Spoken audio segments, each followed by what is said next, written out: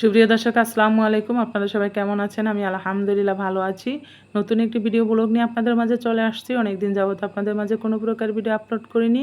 না করার কারণ হচ্ছে দেশের পরিস্থিতি এবং নিজেরও মন মানসিকতা বা শারীরিক দিক থেকে ভালো ছিলাম না। এজন্য আপনাদের মাঝে কোনো প্রকার ভিডিও আপলোড করিনি। তো এটা তো ঢাকা যাচ্ছি। এটা সন্ধ্যার পরের ভিডিও। রাতের লঞ্চে আমরা ঢাকা যাচ্ছি।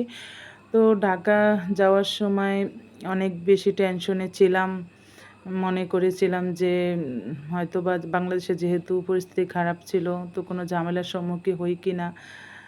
আবার মেয়ের জামাই মানে ভাতিজি জামাইয়ের অপারেশন ছিল, তো অপারেশনটা ঠিকঠাক হয় কিনা এসব মিলিয়ে খুব একটা আতঙ্কেই ছিলাম। তো আলহামদুলিল্লাহ সব কিছুই ভালো ছিল, অপারেশনও ঠিকঠাক হয়েছে এবং সহি সালামতে বাড়িতেও ফিরে আসছি। তো আপনারা অনেকেই জানেন আমরা দ্বীপ জেলা ভোলাতে থাকি। তো দ্বীপ জেলা ভোলা থেকে ঢাকা যেতে হলে অবশ্যই নৌভ্রমণেই যেতে হয়, মানে লঞ্চেই যেতে হয়। তো লঞ্চে আমার বরাবরই অনেক ভালো লাগে। আমার বাস জার্নি, গাড়ি জার্নি ভালো লাগে না, লঞ্চ আমার অনেক ভালো লাগে। তো রাতের বেলা তো কোনো প্রকার ভিডিও করা হয়নি।